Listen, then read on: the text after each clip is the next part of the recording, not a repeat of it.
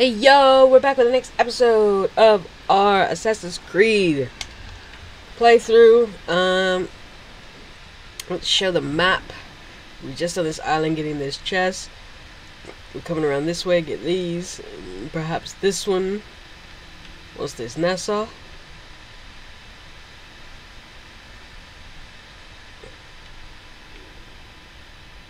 I think that is Nassau. But then we're gonna hit the island in this episode. Hey, thanks so much for hanging out and joining me. Let's just go.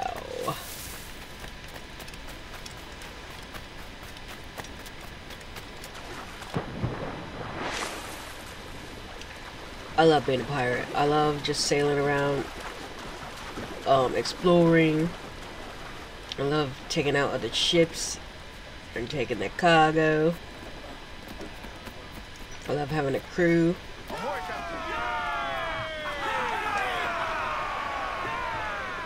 I love living life as we please. Alright, something good. Yeah. Wood. Rum and sugar.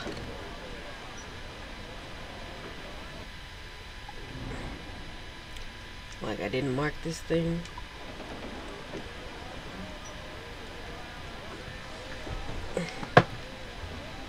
Goodbye, fare thee well. Give us a song, lads. Hey! We'll heave him up and away we'll Let's go. move! Hey, Let's move! We'll heave him up and away we'll go. We're all out over the mountain. Fire! We'll I didn't mean heave that. him up No, from stop! down Let's below. get moving! Cannon ready! Enemy making for us, sir! Schooner by the rigging! They're trying to take some fire! Buckles and board us, sir! got him. Douse the royals, come! I said douse! Douse the fort, hurry! As much sail as you can! All sails loose upstairs! Drag them to their doom!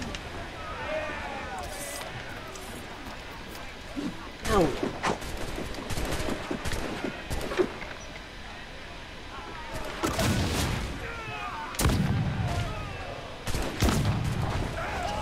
Got him.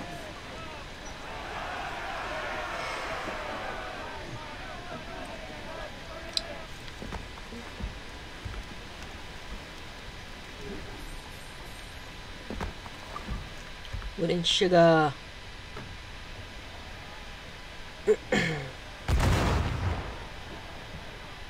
I mean, we need these supplies to repair our ships. We have looted some goods useful for upgrading the ship, sir. Hold tight, here they come! Get the mains free!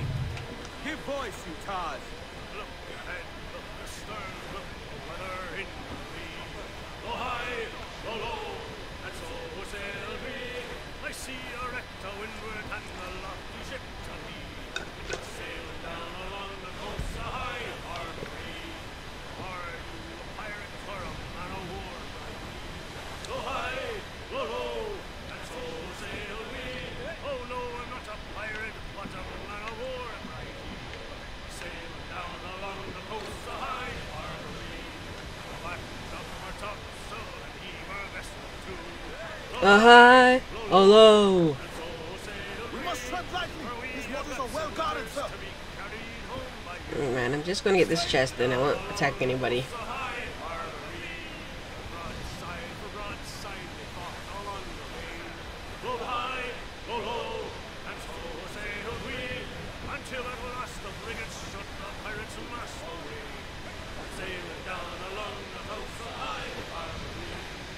Oh high, oh low, oh they like for me.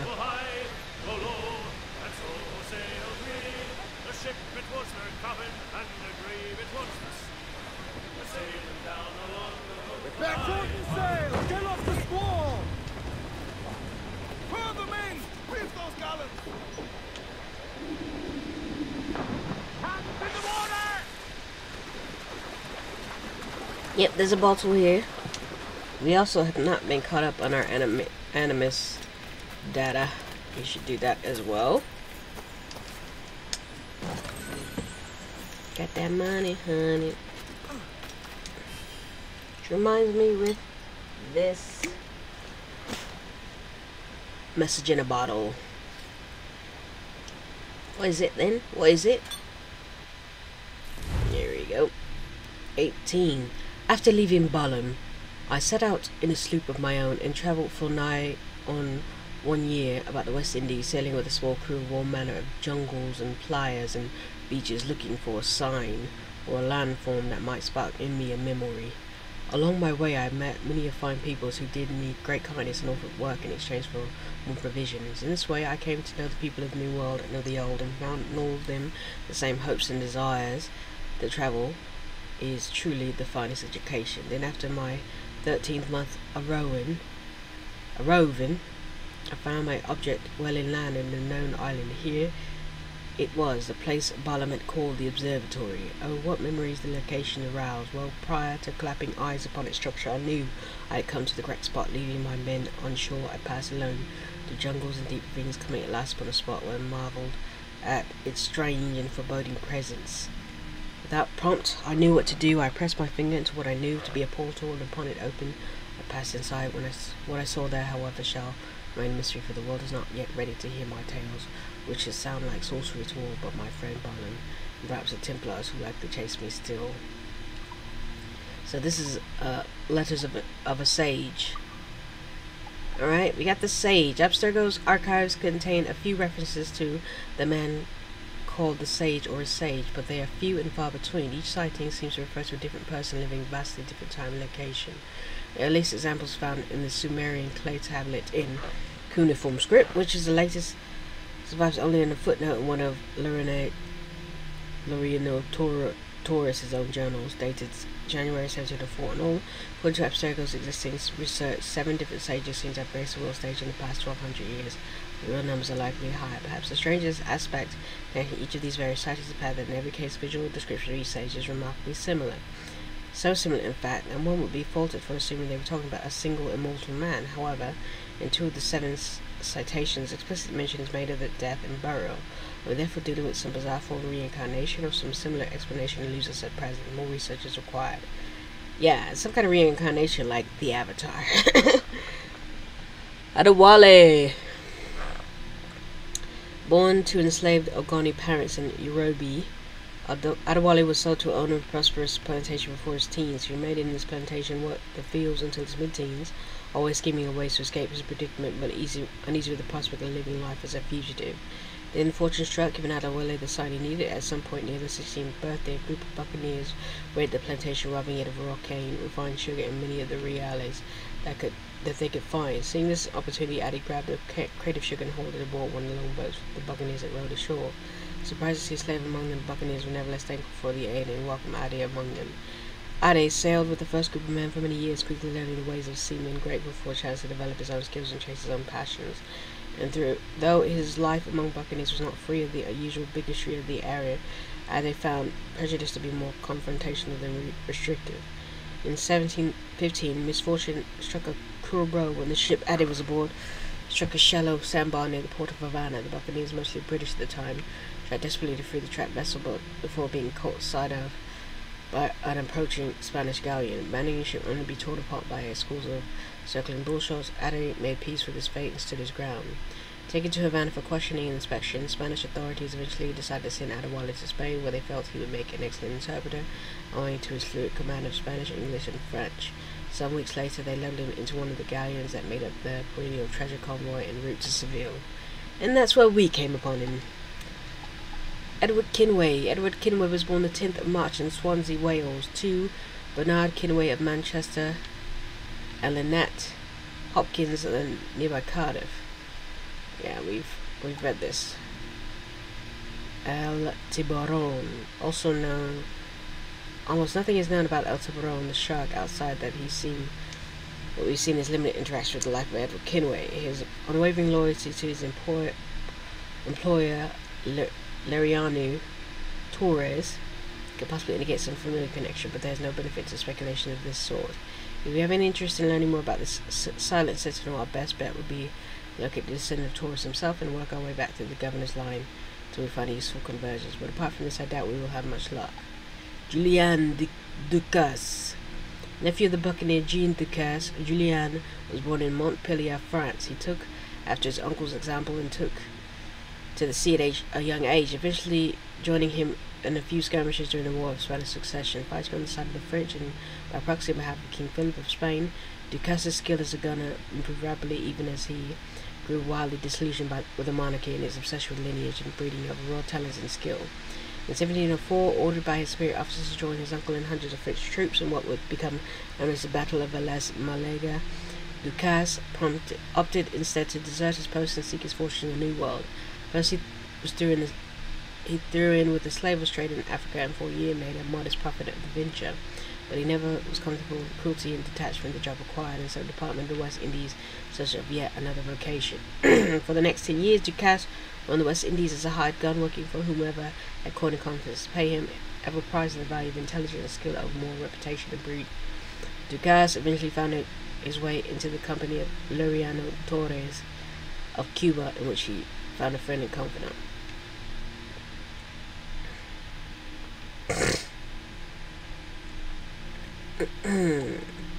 Laureano Torres y Ayala.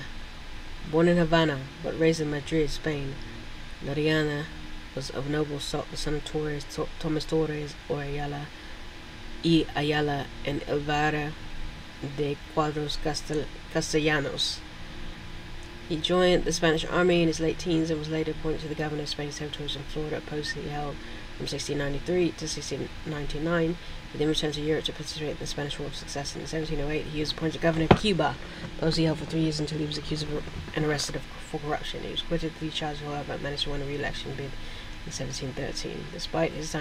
During his time in Cuba, he made many lasting improvements to the city, fortifying the island's defenses, kick-started production of tobacco there. He remained governor until 1716, after which point he retired and devoted his life to charitable functions such as building hospitals. Hard guy to hate for these charitable outlets, hard guy to like for the same reason. Dull, dull, dull. Let's dig a little deeper. Maybe he has a secret fetish for mania. Woodes Rogers. Woodes Rogers was born into money to a seafaring family with deep roots with both Poole and Bristol, England. His early life was a picture of industriousness and ambition, and by the age of 18 he was an apprentice mariner. Upon his father's death at sea in 1706, Woods inherited his family's prosperous shipping company, which he took to managing with great passion. Between 1704 and 1707, Rogers' fortune and family's grew, and by the time he was 27, his marriage to Sarah Whitestone had produced one son and 2 daughters. By the end of 1707, however, his business had suffered great losses by raiding French forces, giving Rogers the idea to recoup these dreadful losses himself. Nothing about Bristol in search of a partner for his endeavours, soon found himself in the company of William Dapier, old friend and unlucky captain who was just setting out on a privateering expedition, one that would range far and wide about the New World. In 1708, Rogers made the necessary arrangement to set out as captain of his own vessel on a difficult voyage that would last over 3 years. Along his course, Rogers met with many successes and failures. In 1709, the western coast of South America, he found and rescued a marooned sailor by the name of Alexander Selkirk, a sailor who had spent nearly 4 years living in isolation, who had served an inspirational book Robinson Crusoe just a few years later. Soon after Selkirk's recovery, Rogers' fleet engaged in an enemy vessel in open combat skirmish that earned him a pistol shot to the right side of his face and a mangled heel. Neither wound was enough to remove him from command, however, and he continued serving as captain until he returned to England in late 1711. To commemorate his turn, he had an operation to remove the offending bullet from his upper palate. This guy's incredible. Can we get an entire film about him? Now in poor health, but high spirits, Woods set about writing his memoirs. Upon their publication of a few years, they were an immediate success and proved a great source of income, but this brief glory was offset by a sudden death of his son, tragedy compounded some months later by his wife's decision to leave him. Also, at this time, Rogers was sued by former shipmates for allegedly hoarding goods and money plundered from enemy vessels. Rogers assembled a defense but lost the case. In 1713, itching to return to sea, organized passage to Madagascar, claiming to be a merchant in the slave trade, but in the intended purpose of reconnoitering the rumored pirate colonies established there. When he arrived in Madagascar after months of hard sailing, he found that legends of the pirate town Libertalia had been exaggerated 100-fold. The pirates of Madagascar were sickly and few and desperate for help. After spending just a few months here, Rogers set sail for England, a failure in his own mind, and yet never one to give up hope. Rogers Woodes Rogers reoriented his attention to the West Indies, eventually lobbying King George for permission to hunt pirates in the Caribbean. On this score, he succeeded. After a few diligent years of making his case, King George appointed Woodes Rogers as the governor of the Bahamas. Now, at last, he would make his mark and bring justice to a land where chaos had taken root. This is interesting because he talks about his wife, but by the time we meet him, his wife has left him. So that's funny. Of course, he wouldn't know about her. Alright, new locations. Florida. Home to several indigenous tribes, the Florida Peninsula was colonized by Spain some decades after Ponce de Leon's expedition explored the peninsula in 1513. During the age of the West Indies piracy, Spanish ships, treasure ships, would sail up the Gulf Stream on their journey back to Cadiz. Southern Florida, therefore, became a natural point of attack for pirates, and the Florida Keys a center of pirate recruitment. In particular, tropical storms famously shipwrecked several Spanish treasure fleets on the shores of the Florida. Pirates and other floats picked the direction and attack any survivors, protecting the treasures. Awesome. Havana. Governors' prisons. As the colonial governments expanded their duties in the West Indies, they often operated in an ad hoc manner. As a result, the improvised use of fortifications as a governor's residence or the town prison was not unusual. Good use of space. Multipress is very green. Ramparts. The fortified walls of the castle and walled city. Ramparts are generally built of stone, several feet thick, and are often topped by a defensive crenellation, sawtooth battlement, providing openings for which to fire. Alright, anything else? Ships. We got the Jackdaw now. Alright, anything else? Nope. All cooled up. I'm sure somebody is bored of that, I'm sorry, but we're not just here to play the game, we're here to know the whole history and the story.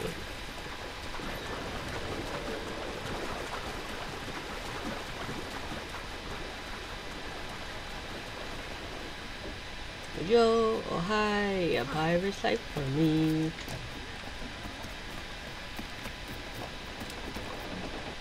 Alright. So let's just go ahead to the island now. Loose and trim too. Loose tops and royals.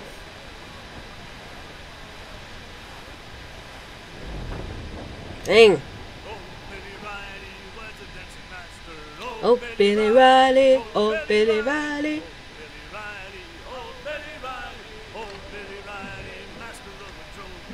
Oh, Billy Riley, oh, Billy Riley.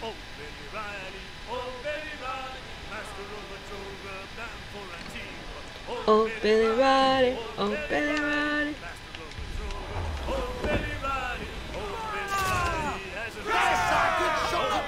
Fire! Give the order, sir. Fire! That's with the most gender. Fire! Fire! Fire! We reach the topsails and gather. They're mines! Avoid them, sir! Fire! Guns exposed! Fire! Get him. All sail! She'll take it! More sail! Give me more sail! Board it.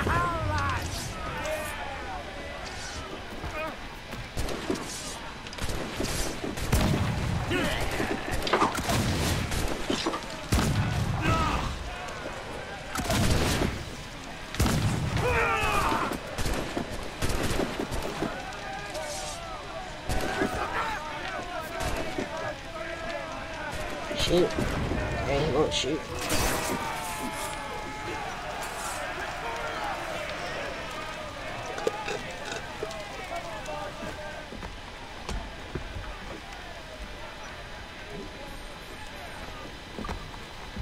I like rum. I like rum.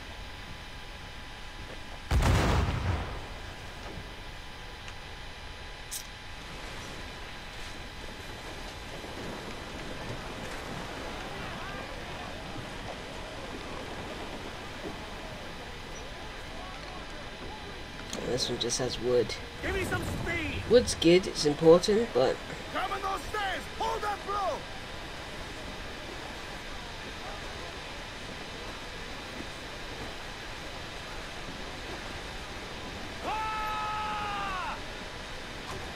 Whoa, heave on!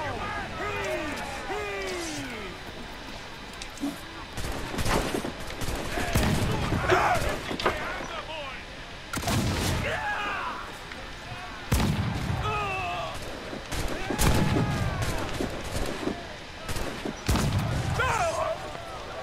Winning.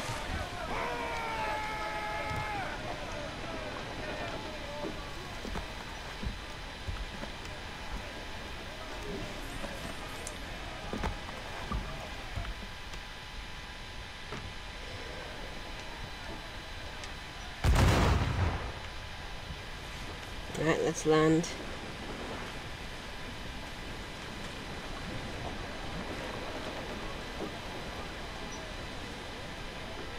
Good night. Loose main sails! Lay off the loose mains.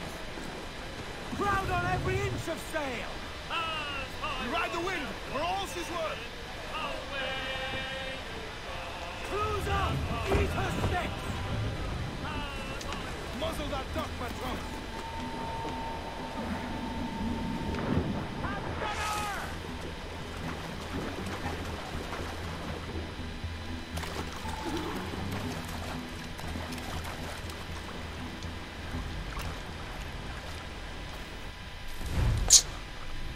You can hunt animals and then skin them to collect animal goods. The resources allow you to craft new items and upgrades for Edward.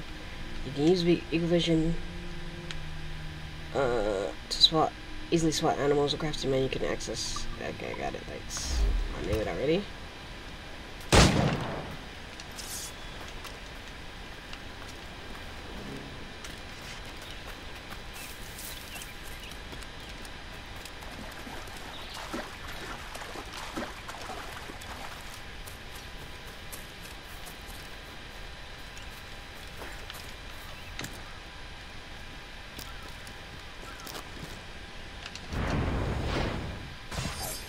Got him.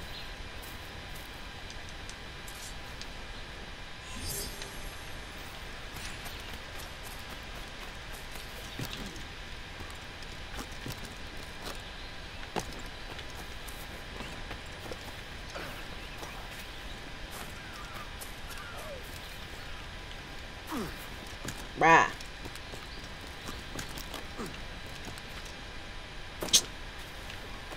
Piss me off. Hard.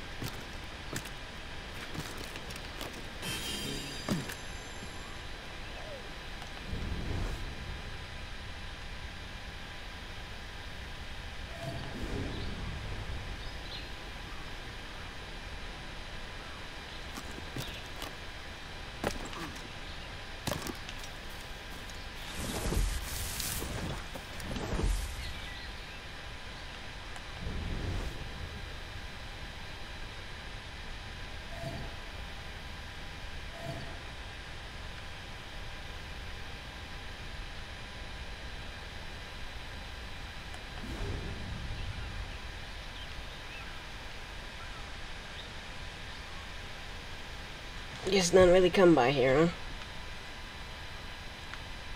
Doesn't look that way.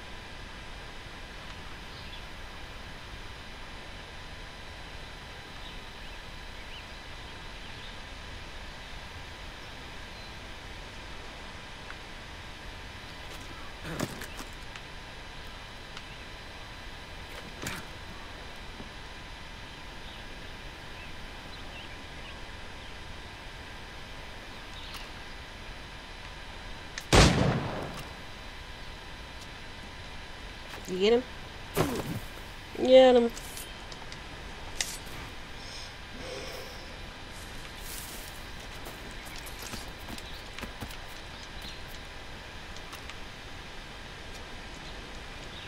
Next question is, do we have a treasure map for this island?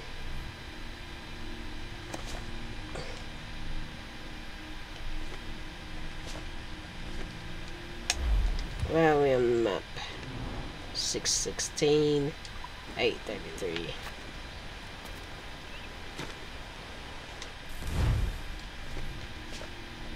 No, we don't.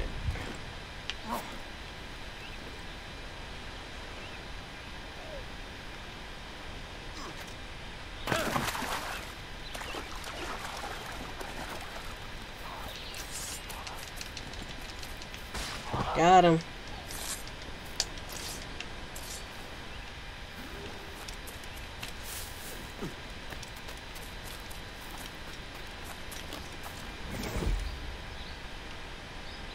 Look this way!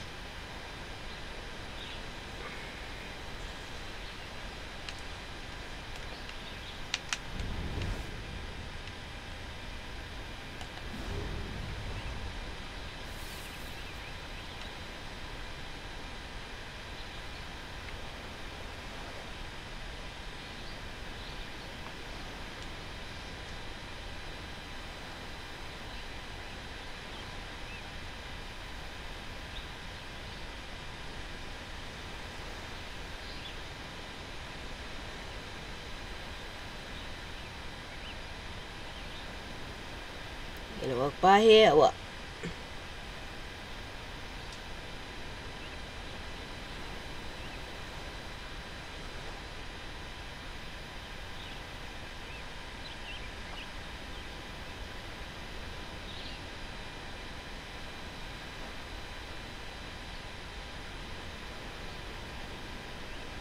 Where is he at? Oh, he's over there. I don't think he planned on walking by here.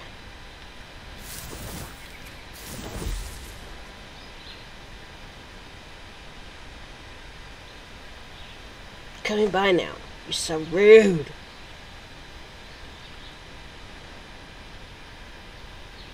I got him.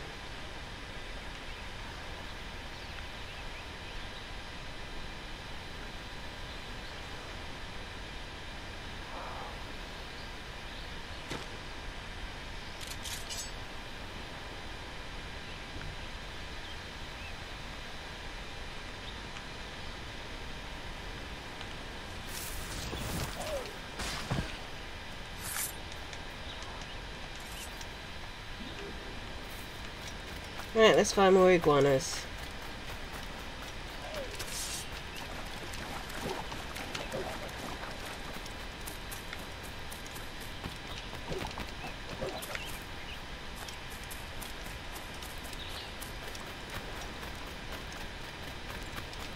No way can they outrun me.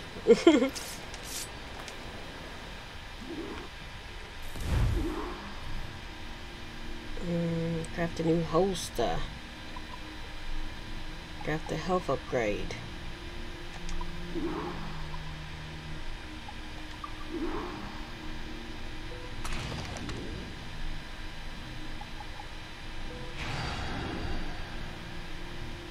Alright, let's see what we need to do the rest. Humpback whale, crocodile, deer, jaguar, great white. We got this, but we can't do it right now. Hammerhead, hootia, rabbit, howler monkey, killer whale, bull shark, capuchin, black jaguar, great white, black jaguar, crocodile, ocelot. This is just outfits, I don't care about that. Alright, let's get the rest of this stuff, shall we?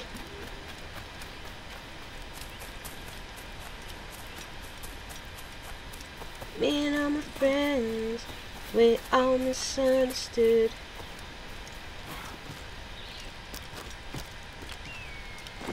Ow!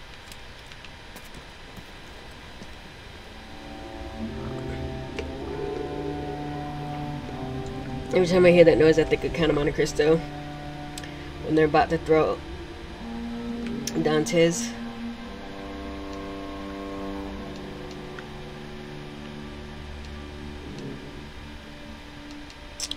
Over the cliff, and they're saying like, "Mr. Duliak,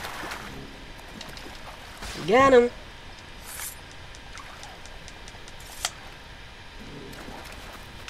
Okay, this way.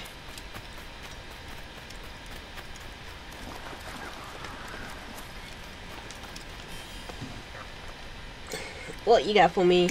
Letter in a bottle. Some more notes from the sage.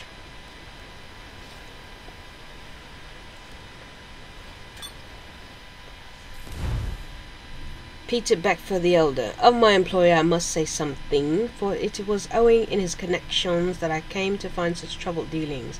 Peter Beckford was a man of great charisma and pride. In 1662 he had come to Jamaica, and in just 10 years had perhaps procured himself a sizable portion of land, which he sowed with cane as early as he was able. Upon my coming into his orbit, he claimed all about him one of the largest private holdings of land in all the world, rivaling only kings and emperors of his largesse. This same surplus applied to a number of slaves in his employ, whereas he had arrived in Jamaica with a complement of 3. He now owned the better part of 300. What? A shrewd and relentless man of business, Mr. Beckford was known also to be subservient to a temper of cyclonic power. Wrath and fury and enmity were his primary means of settling arguments that could not be concluded in Mr. Beckford's immediate favour. He was, however, always kind to me, and as a gracious man as one who could hope an employer to be. But this I put down in my status in his eyes. He was a traditional man, and with a respect for rank and breeding. In earlier times he had been governor de facto of the island, and through statesmen no longer upon my arrival he still bore all the signs of a man who felt it his natural duty to lead. Further, his political connections he valued as deeply as his sugar and the money it brought him, and it was in this capacity, following the arrival of a Spanish soldier, that I met with a man who changed my life for the worse forever, a man named Liriano Torres. Interesting. New location, Coconut Beach. Small sandy islands that grow almost nothing but coconut trees. It is not uncommon for pirates to maroon their foes on such islands. Abaco, Salt Lagoon, Antilles, Cumberland Bay, Marijuana Island, Cayman Sound. I love the Grand Caymans. So awesome. New fauna. We got iguana, found in Brazil and northern Mexico, as well as Caribbean islands, also Texas, Florida, and Hawaii. These common iguanas eat only leaves. Yeah, I was in Mexico and they were everywhere. They were like squirrels. There were so many iguanas. Oh my gosh, I'm hot. I can't wear a hat anymore. Common iguanas eat only leaves, flowers, and fruits. The iguana typically flees when threatened, but can puff its body and hiss and lash its tail and bite if necessary. Reminds you of anyone you work with. A nocturnal wild cat, and well, not really, because they roam around in daytime. That's what they do. The typical ocelot has yellow fur with dark stripes in the manner of a jaguar. They range from the size of a domestic cat to a large variety, up to 4 feet in length. Cat-sized jaguar. That's got to be a joke. You can find them in South and Central America, and up in Mexico and Texas, and of course in the Caribbean. We may only have considered putting tigers and casquats in these jungles too, something genuinely threatening. There are jaguars. Please, no, I beg of you. Someone's always putting notes in these. Alright, we got the treasure map. Yeah, move. This guy's sitting up here with the treasure map. Is it for this island? Because that'd be great. Well, that'll do. And how? And how? No, it's not for this island. You suck.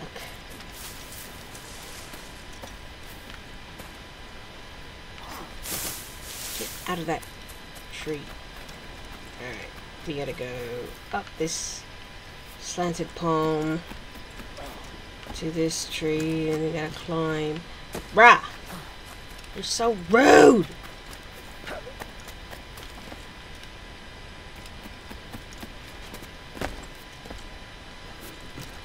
Alright, can we climb now? So I press X to climb and you wouldn't do it. That's everything on the island. Alright, well, we gotta see about jackdaw upgrades.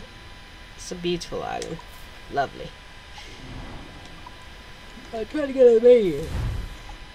Jackdaw, we can't upgrade anything right now. Some things just cost money. Some things will require material, like this is metal. This needs wood and metal. This needs wood. But we can't just upgrade it. We gotta be at a upgrade shop, or we gotta wait till our captain's quarters is upgraded. Then we could do that then. Let's leave.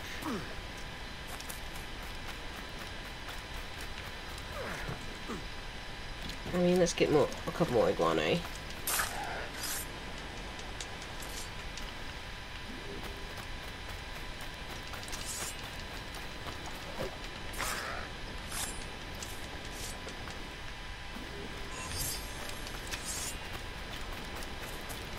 Get back here.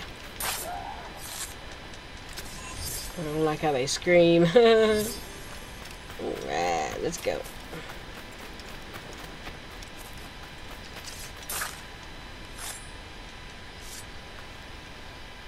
They never let me get any crab.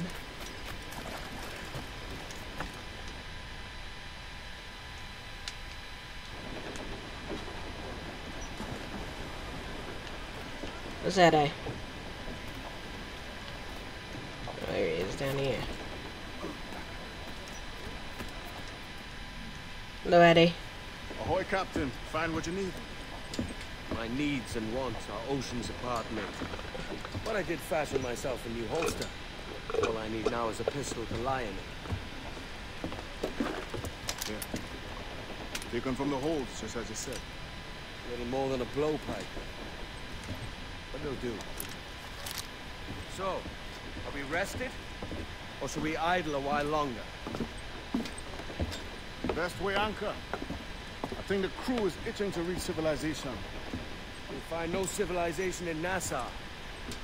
But it's a fine place to be merry all the same.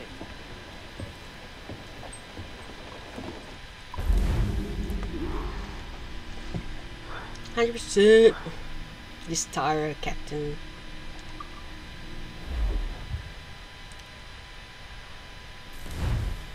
Multiple pistols. Press triangle multiple times with the pistols equipped to change shots.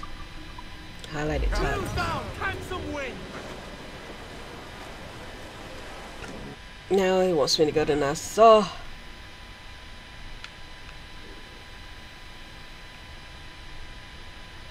Most likely I'll be doing all this stuff first and checking out another couple islands before we go to Nassau. But that'll be in the next episode. Yo, thanks so much for hanging out and joining me. Until next time, you know what I'm gonna say. Peace. Me